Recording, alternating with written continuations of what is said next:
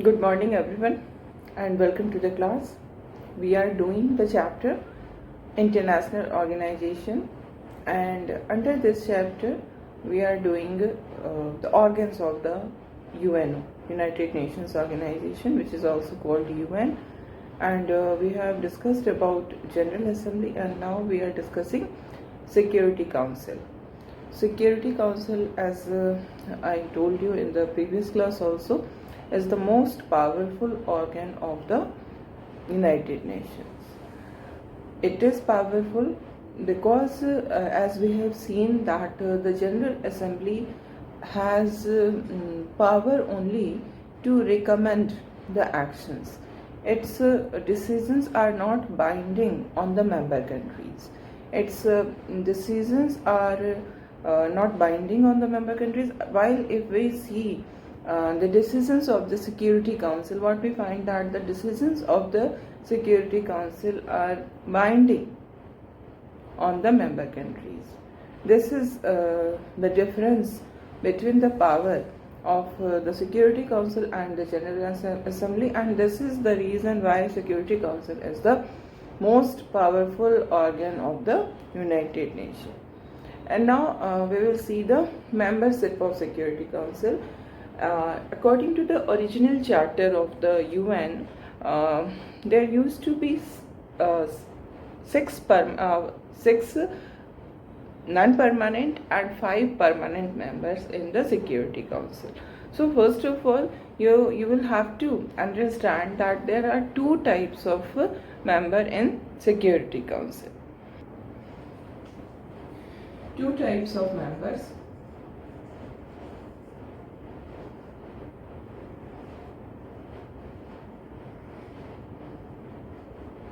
The first is permanent and the second is non-permanent.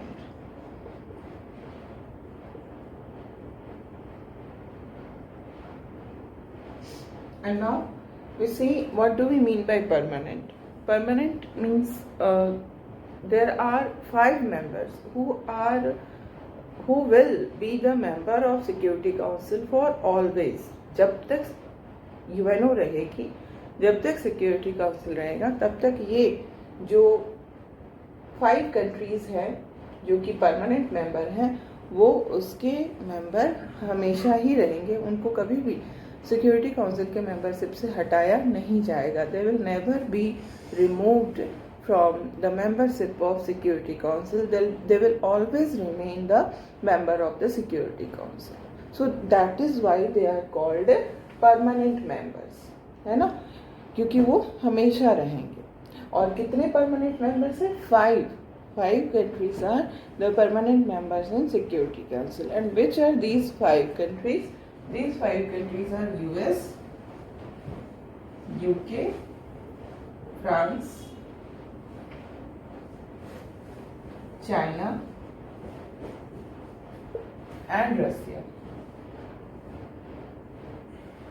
Earlier it was USSR, है ना, जो आज हम जिसको रसिया कह रहे हैं. पहले ये जो परमानेंट सीट थी वो रसिया और यूएसएसआर को मिली हुई थी. जब 1991 में USSR was disintegrated, then Russia became its successor and thus Russia becomes the permanent member of Security Council. They are also called P5. These 5 members are also called P5, means the permanent 5. Okay, and now the very common question arises, why only these countries were chosen as the permanent members? What was the reason? क्यों इन्हीं 5 country को permanent member बनाया गया, दूसरी country को क्यों नहीं? तो ये जो 5 कंट्रीज जिनकी हम बात कर रहे हैं, these 5 countries were the most powerful at that time when UNO was the process of foundation of UNO was taking place. These 5 countries were parts of allied power, है ना. We know that this Second World War was fought between allied powers and Axis power, है ना. ये सब हमने first chapter से, इसको हम लोग बार बार ही हमारे में आ रहा है हमारे डिस्कशंस में. allied power and Axis power.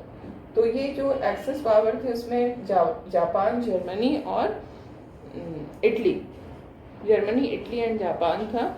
और जो अलाइड पावर्स थे उसमें ये कंट्रीज थे। तो अलाइड पावर्स जो थे वो सेकेंड वर्ल्ड वॉर में विक्टोरियस हुए थे, है ना। Allied powers have won the second world war and that is why these countries were given the permanent seat in the Security Council. Powerful थे, विक्टोरियस थे। ओके, सो इस तरह से ये 5 कंट्रीज को परमानेंट मेंबर बना दिया गया सिक्योरिटी काउंसिल का। And now we come to the non permanent members. Originally अगर हम देखें तो नॉन परमानेंट मेंबर्स का जो नंबर था वो 6 था। According to the charter of UN there should be 6 non permanent members. Non permanent members का मतलब वही हुआ जो कि परमानेंट नहीं है। The countries which are not permanent, these non permanent members are elected for 2 years only, है ना। इनका टेन्यूर कितना होता है? इनका टेन्यूर होता है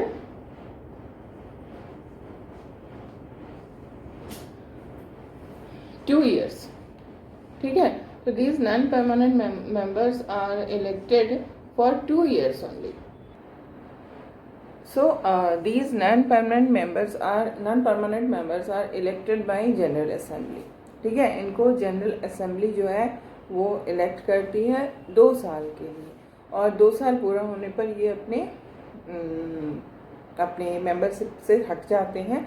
एंड इनको री इलेक्शन तुरंत नहीं हो सकता है, नेक्स्ट 10 ईयर फिर से इनको नहीं मिल सकता है। जो भी जैसे यहाँ पर हम जो देख रहे हैं 6 मेंबर्स थे, बट 1965 में ये 6 का 11 हो गया, इस मेंबरशिप को बढ़ा दिया गया, ठीक है। जो पहले नॉन परमानेंट मेंबर 6 हुआ करते थे उसमें चेंज लाया गया, और 1965 से ये जो 6 मेंबर्स थे उनको 11 कर दिया गया, ठीक है। 6 मेंबर्स को 10 कर दिया गया, नॉट 11, 10, ठीक है। जो पहले परमानेंट मेंबर्स 6 थे वो अब 10 हो गए नॉन परमानेंट मेंबर्स, ठीक है। जो 2 साल के लिए इलेक्ट हो रहे थे, पहले 6 मेंबर्स थे जो कि 2 साल के लिए इलेक्ट होते थे, अब 10 मेंबर्स हैं आफ्टर 1965। ये चेंज कब आया? ये चेंज आया 1965 में, और तब 10 जो हैं वो बन जाते हैं, 10 जो हैं वो बन जाते हैं नॉन परमानेंट मेंबर्स। तो इस तरह से आज के डेट में अगर हम देखें तो ये सिक्योरिटी काउंसिल की टोटल मेंबरशिप कितनी है? ये 5 + 10 यानी कि 15 जो है वो सिक्योरिटी काउंसिल की मेंबरशिप है। 15 में 5 जो है वो परमानेंट है और 10 जो है वो नॉन परमानेंट है, ठीक है। 10 non permanent members will be elected by general assembly for 2 years, but they cannot be re-elected. The same country cannot be re-elected. उनको फिर से री-इलेक्ट नहीं किया जाएगा। जो भी 10 कंट्री एक बार में, जो भी उनका जब भी 2 years का टर्म पूरा होगा तो नेक्स्ट टर्म में उनको फिर से इलेक्ट नहीं किया जाएगा, ठीक है।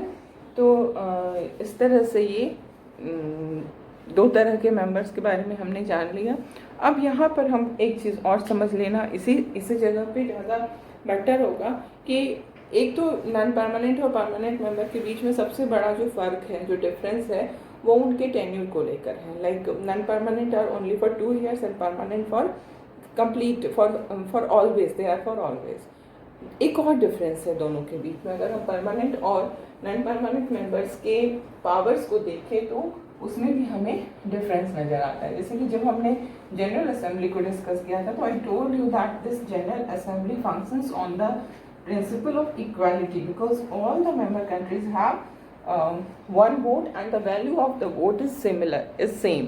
It's not that any powerful member have the value of the powerful member of the General Assembly is more than the value of the less powerful member of the General Assembly. It's not like that. All the members of General Assembly have one vote and the value of the vote is also same. है ना। But if we see this security council what we find that the value of the vote is also different. Like if we see here very important term is there veto. Veto का मतलब ये हो रहा है, पहले तो you should understand the meaning of veto. Veto का जो वर्ड है, इसका मतलब है द पावर टू से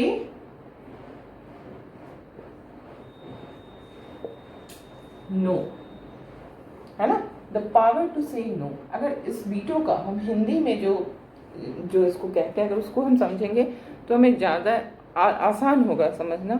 वीटो के लिए जो हिंदी टर्म है दैट इज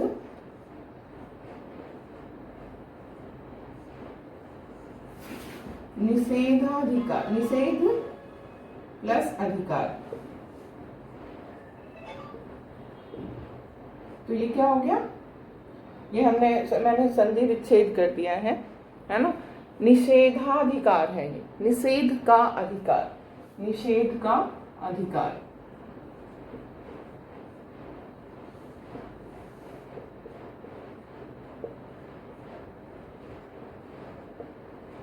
निषेध का क्या मतलब होता है, निषेध का मतलब होता है ना कहना, नहीं, negative.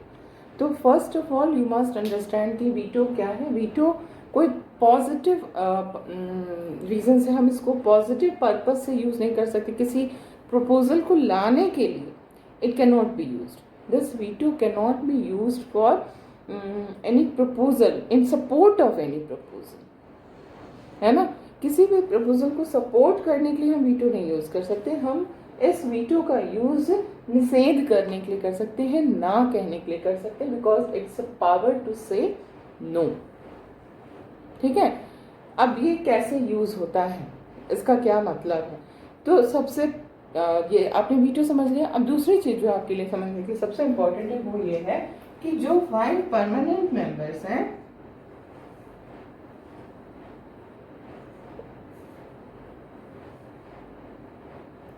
5 permanent members have veto. ये वीटो का जो पावर है, ये पांचों परमानेंट मेंबर यूएस, यूके, रसिया, चाइना और फ्रांस को दिया गया है। इन पांचों के पास ये वीटो पावर है, and this veto power is not given to the non-permanent members of the Security Council. Only the permanent members are given this veto power. Okay. अब इसको यूज कैसे किया जाएगा, इसको यूज करने का ये मतलब होता है, सपोज कोई प्रपोजल आ रहा है सिक्योरिटी काउंसिल में, किसी भी कंट्री के अगेंस्ट किसी भी तरह का कोई रिस्ट्रिक्शंस लग रहा है, देयर में भी इकोनॉमिक रिस्ट्रिक्शंस या फिर किसी तरह का मिलिट्री एक्शन लेने की बात हो रही है, तो डिसीजंस ले लिया गया। 15 मेंबर्स हैं, 15 मेंबर में सपोज कि 14 मेंबर जो हैं वो हाँ कह दिए, यस, कि ये जो रिजोल्यूशन है ये पास होना चाहिए सिक्योरिटी काउंसिल के, कोई पर्टिकुलर कंट्री के अगेंस्ट रिस्ट्रिक्शंस लगने चाहिए। सपोज कर रहे हैं हम लोग, we are just assuming situation in which a proposal is to be passed by the Security Council regarding putting some economic restrictions on any country because the country has violated international law or anything immoral was done by the country in international aspect. ठीक है, तो उस basis पे अब उस पे economic restrictions लाने का प्रपोजल जो है वो लाया गया सिक्योरिटी काउंसिल में, और 14 कंट्री ने उसको हाँ कह दिया कि यस ये लगना चाहिए, ये इकोनॉमिक रिस्ट्रिक्शंस उस पर लगने चाहिए।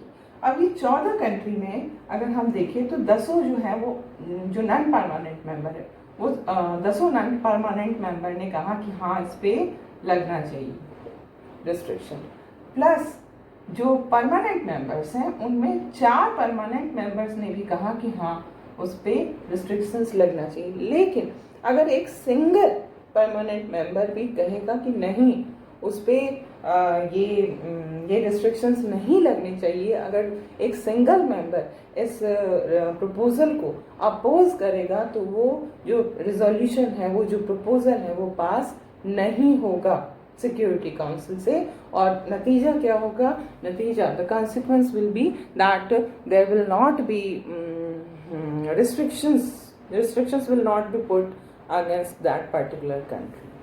ठीक है, तो ये आप समझ सकते हैं, you can just understand the importance of veto power. 14 member हाँ कह रहे हैं, लेकिन अगर एक सिंगल मेंबर ना कह रहा है तो वो रिजोल्यूशन पास नहीं होगा। तो इस तरह से वीटो पावर यूज़ किया जाता है। अब इसमें कैसे पॉलिटिक्स इन्वॉल्व होता है। इसमें सपोज 14 कंट्री ने हाँ कहा है कि हाँ होना चाहिए, 10 मेंबर्स जो कि नॉन परमानेंट है, 4 जो परमानेंट है, उन सब ने कह दिया कि यस ये होना चाहिए। ठीक है। अब अगर सपोज कुछ ऐसे रिस्ट्रिक्शंस लगने जा रहे हैं जो पाकिस्तान के अगेंस्ट है, हम लोग बस एक सिचुएशन को अज्यूम कर रहे हैं, हम किसी रियल इंसिडेंट को नहीं डिस्कस कर रहे हैं, वी आर जस्ट अज्यूमिंग, है ना। सपोज पाकिस्तान के अगेंस्ट किसी भी तरह का रिस्ट्रिक्शंस लगने वाला है, ठीक है, और उस रिस्ट्रिक्शंस के लिए सारे मेंबर कंट्रीज जो हैं वो उन्होंने हाँ कह दिया, 14 कंट्री ने हाँ कह दिया, 10 परमानेंट, नॉन परमानेंट, और नॉन परमानेंट में US, UK, Britain, US, UK, France और रसिया, सब ने हाँ कर दिया। लेकिन अगर चाइना इस पे वीटो कर देगा तो क्या होगा? It will not be passed, the restriction will not B put against Pakistan. तो ये होता है वीटो पावर। इस तरह से वीटो पावर को यूज़ किया जाता है, और जो परमानेंट मेंबर्स हैं वो वीटो पावर यूज़ करके अपने जो एक उनका जो कल्ट है उसको वो डेवलप करते हैं, अपना एक ग्रुप बना लेते हैं। और जब कोल्ड वॉर चल रहा था, हम तो ये उस समय की बात अगर हम देखें जबकि कोल्ड वॉर था, तो इसका बहुत ज़्यादा यूज़ होता था। और अगर हम डेटा को देखते हैं तो सबसे ज़्यादा जो वीटो पावर को यूज़ करने वाली कंट्री थी वो यूएसएसआर थी ड्यूरिंग द कोल्ड वॉर।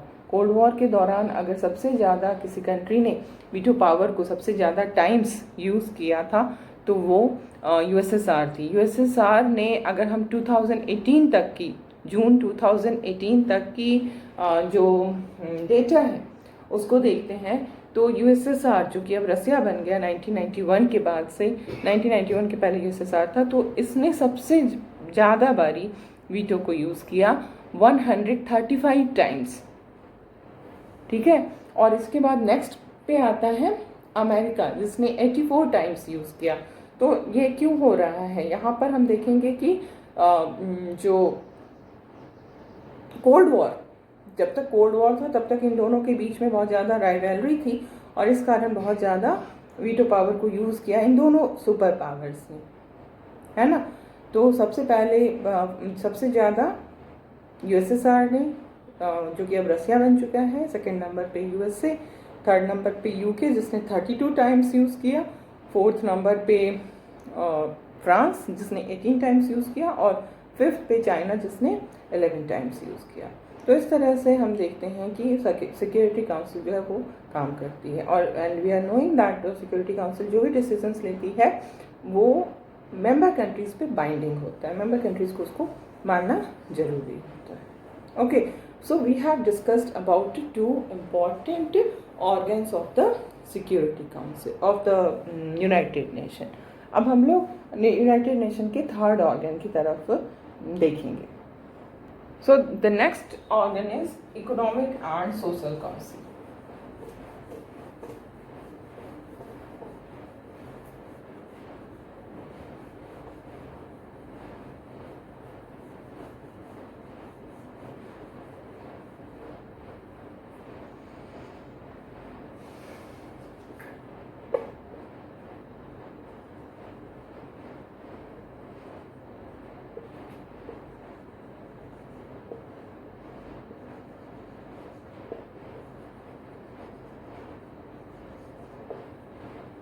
जिसको हम इकोसॉक भी कहते हैं, ठीक है, economic and social council.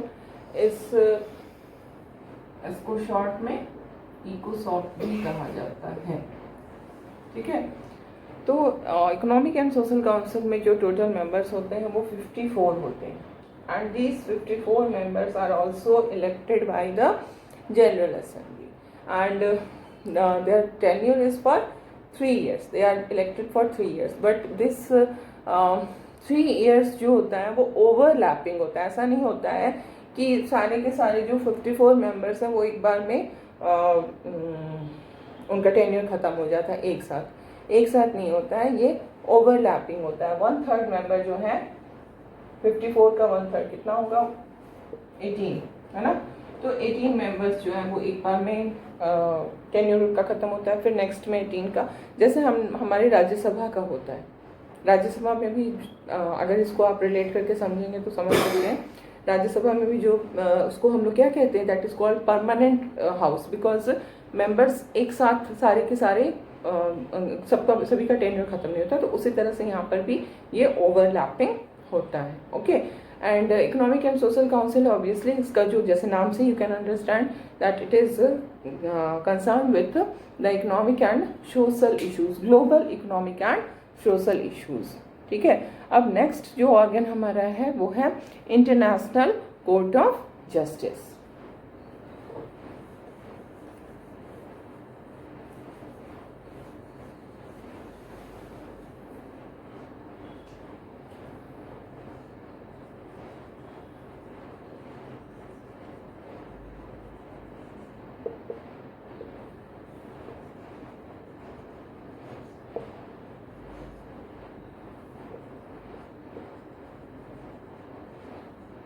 International court of justice is just like, ये अगर हम देखें, अगर हम यूएनओ को एक वर्ल्ड गवर्नमेंट के फॉर्म में देखते हैं तो it is the judicial organ of the UNO. जैसे गवर्नमेंट के हम जानते हैं ना 3 ऑर्गन्स होते हैं, executive, legislature, executive and judiciary.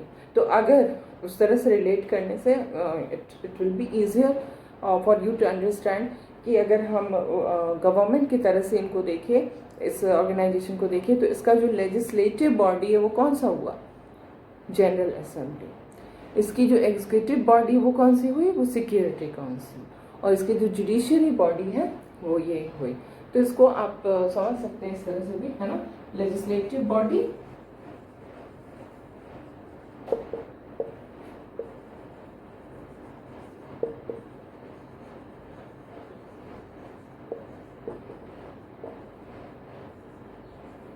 General assembly, executive body,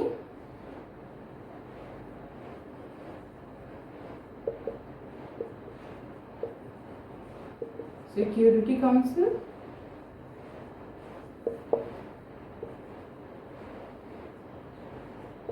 और judiciary body, judicial not judiciary, judicial body is ICJ. इसको इंटरनेशनल कोर्ट ऑफ जस्टिस, जिसको शॉर्ट में हम आईसीजे कहते हैं, इंटरनेशनल कोर्ट ऑफ जस्टिस, है ना। पर यहाँ पर हाँ, सबसे पहले you should understand, you should know the meaning of the membership, number of members in the International Court of Justice. There are 15 judges. ठीक है, इस इंटरनेशनल कोर्ट ऑफ जस्टिस में 15 जजेस होते हैं, एंड दीज 15 जजेस आर इलेक्टेड फॉर 9 years। ठीक है, ये 15 जो जज हैं ये 9 साल के लिए इलेक्ट होते हैं। और कौन इनको इलेक्ट करता है, they are elected by general assembly, and the security council is also involve in their election. तो दोनों मिलकर, जनरल असेंबली और सिक्योरिटी काउंसिल दोनों मिलकर इसके जजेस को इलेक्ट करते हैं, 15 जजेस को 9 years के लिए। और यहाँ पर बहुत इम्पॉर्टेंट है ये कि दोनों ही, जनरल असेंबली और सिक्योरिटी काउंसिल, एब्सोल्यूट मेजॉरिटी के बेसिस पे काम करती है, यानी कि 2/3 मेजॉरिटी यहाँ पर चाहिए होता है। ठीक है, तो इस तरह से ये 15 जजेस इलेक्ट होते हैं। और इसमें एक नंबर का क्वेश्चन है जो कि बहुत इम्पॉर्टेंट है, इसका ये कहाँ पर बेस्ड है, where is this international court of justice is based, it is based in Hague. ठीक है, तो इसके बारे में आपको बस ये समझना है। और जो इसके जुरिस्डिक्शन के बारे में अगर हम देखें, इसके पावर्स को देखें, तो इंटरनेशनल कोर्ट ऑफ जस्टिस के जो पावर्स हैं they are not binding on the member countries. ऐसी बात नहीं है। सपोज 2 कंट्रीज के बीच में कोई कॉन्फ्लिक्ट होता है and these two countries decides to go to international court of justice for solving the problem and international court of justice discuss the matter and it gives its verdict. The verdict will be in favor of one country and will be against another country. But in this situation, you must remember that the member countries, the involved countries, are not they are not they cannot be asked to obey the decision of the of the ICJ.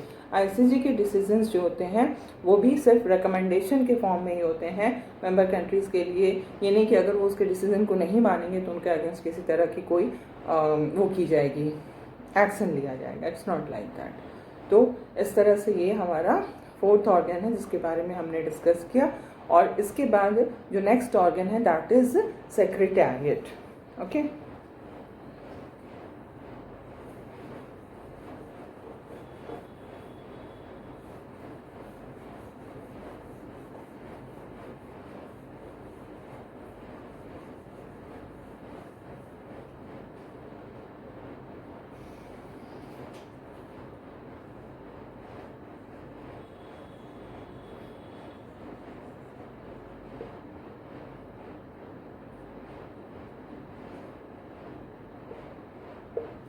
Secretariat जो है वो अगर हम कहें कि international organisation जो UN है उसकी ये ऑफिस है।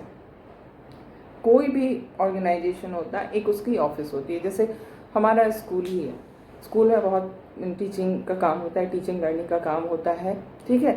अब ये जो कुछ भी ऑफिस स्कूल से रिलेटेड फंक्शंस होते हैं वो एक्चुअली पढ़ाई का काम तो स्कूल के अंदर हो रहा है, बट जैसे एडमिशन लेना है आपको, या फिर आपको टीसी लेना है, या फिर फ़ी सबमिट करना है, या फिर किसी तरह का कुछ प्रॉब्लम आ गया, फ़ी हमने सबमिट कर चुका है बट फिर भी नहीं दिखा रहा है, कुछ भी इस तरह की चीज़ होती है तो हम कहाँ जाते हैं? हम ऑफिस में जाते हैं, है ना। वहाँ पे स्टाफ होते हैं, स्कूल के ऑफिस स्टाफ होते हैं जो कि आपकी सारी चीज़ों को सॉर्ट आउट करते हैं। तो इसी तरह से जो हमारा यूएनओ है जो कि जिसका काम है दुनिया में वर्ल्ड पीस और सिक्योरिटी को एंश्योर करना, कंट्रीज़ के बीच में कॉन्फ्लिक्ट्स को रोकना, कॉन्फ्लिक्ट अगर हो जाए तो अवॉइड करना कि वॉर ना हो, ऐसे सिचुएशन को अवॉइड करना, तो और कंट्रीज़ के बीच में कोऑपरेशन को फैसिलिटेट करना, तो ये सारे काम तो यूएनओ कर रही है, उसकी जनरल असेंबली, सिक्योरिटी काउंसिल, ये सब जो मेंबर स्टेट्स है वो कर रही। अब इसका एक ऑफिस होता है जहाँ पर कि सारे यूएनओ से रिलेटेड जो भी we can say paper work है, सारी पेपर वर्क जो है वो वहीं पर होता है, उसी ऑफिस में होता है, ठीक है।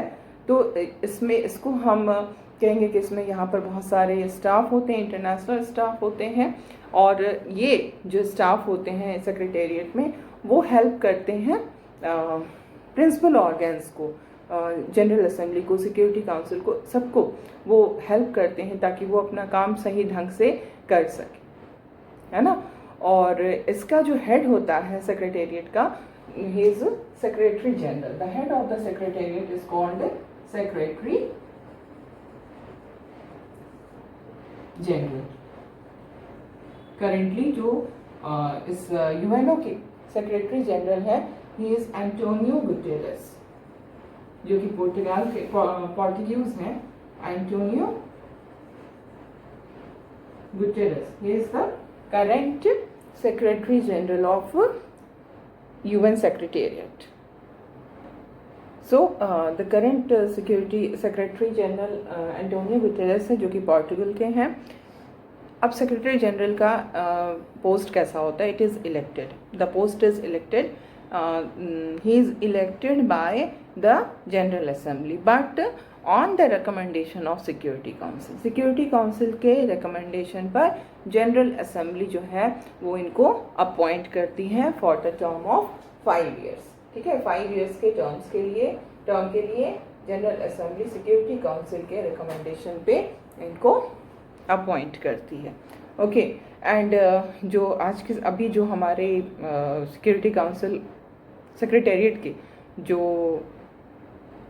सेक्रेटरी जनरल है एंटोनियो गुटेरेस, उन्होंने सेक्रेटरी जनरल का जो पोस्ट लिया है वो 1 जनवरी 2017 को वो बने हैं, इस पोस्ट को उन्होंने लिया 1 January 2017 and before becoming the Secretary General of UN Secretariat he was the Prime Minister of Portugal. वो पोर्टुगल के प्राइम मिनिस्टर थे फ्रॉम 1995 to 2002, ठीक है।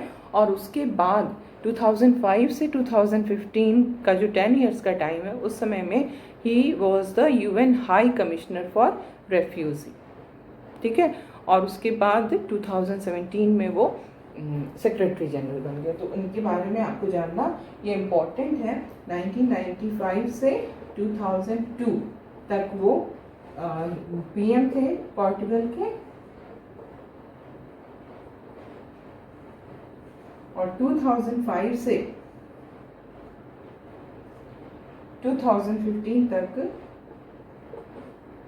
he was UN High Commissioner for Refugee. UN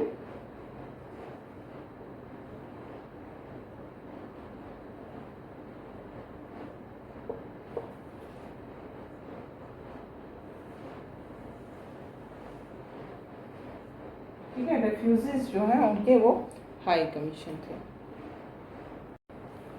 So we will continue our discussion in the next class.